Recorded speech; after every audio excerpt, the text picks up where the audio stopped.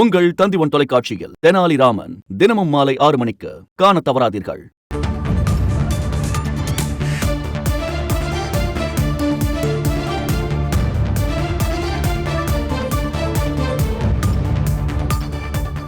சட்டப்பேரவை கூட்டத்தொடர் தொடங்கிய சில நிமிடங்களிலேயே பல அதிரடியான காட்சிகள் அங்கு வளாகத்திற்குள் அரங்கேறிக் கொண்டிருப்பதை நம்மால் பார்க்க முடிகிறது.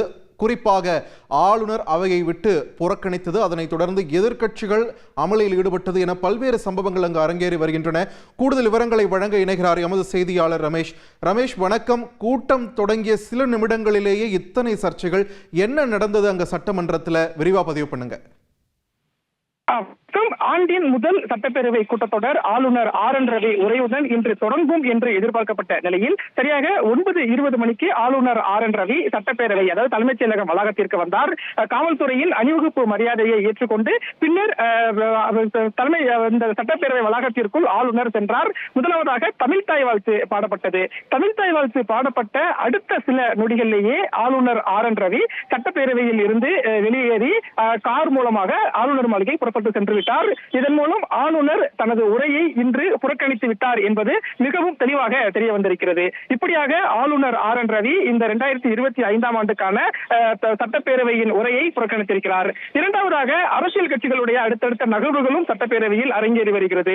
இதுல பிரதான எதிர்க்கட்சியாக இருக்கக்கூடிய அதிமுக இந்த அண்ணா பல்கலைக்கழக மாணவி பாலியல் வன்கொடுமை செய்யப்பட்ட விவகாரத்துல நீதி வேண்டும், அதுக்கு ஒரு நடவடிக்கை சரியாக இல்லை போன்ற பதாகைகளை ஏந்தி சட்டப்பேரவை வளாகத்திற்குள் சென்றார்கள். சட்டப்பேரவை வளாகத்தில் தொடர்ந்து அமளியிலும் ஈடுபட்டார்கள். எதிர்க்கட்சித் தலைவர் எடப்பாடி பழனிசாமி தலைமையில் அதிமுக MLA-க்கள் அனைவருமே ஒரு முழக்கத்தோடு சட்டப்பேரவை வளாகத்திற்குள் சென்றார்கள். எனவே சபாநாயகர் அப்பாவு அதிமுக MLA-க்கள் அனைவரையும் வெளியேற்ற உத்தரவிட்டார். அதற்கு பிறகு அதிமுக MLA-க்கள் இப்போது சட்டப்பேரவை வளாகத்திலேக்கு வெளியே பதாகைகளை ஏந்தியவாறு ஒரு முழக்கத்தை எழுப்பி ஒரு போராட்டத்தில் ஈடுபட்டு வரக்கூடிய காட்சிகளை நாம் இங்கே தலைமைச் செயலகத்தில் பார்க்க முடிகிறது.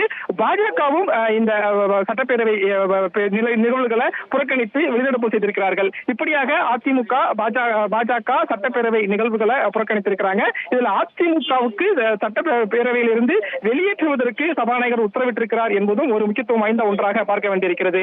மூன்றாவது ஒரு விஷயம் என்ன என்று பார்க்கும்போது, ஆளுநர் ரவி சட்டப்பேரவை வளாகத்திற்கு உள்ளே வந்த உடனேயே காங்கிரஸ் தரப்பிலேயும் ஒரு எதிர்ப்பு தெரிவிக்கப்பட்டது. குறிப்பாக நீட் தேர்வுக்கு எங்களுக்கு விலக்குக்கு நடவடிக்கை எடுக்க வேண்டும், நிறைய மசோதாக்களுக்கு ஆளுநர் ஒப்புதல் அளிக்க வேண்டும் என்று காங்கிரஸ் தரப்பிலும் ஆளுநருக்கு எதிர்ப்பு என்பது கொடுக்கப்பட்டிருந்தது. இப்படியாக தான் ஆண்டின் முதல் சட்டப்பேரவை கூட்டத்தொடர் என்பது பரபரப்புக்கு சிறிதும் பஞ்சமில்லாமல் நடந்து கொண்டிருக்கிறது.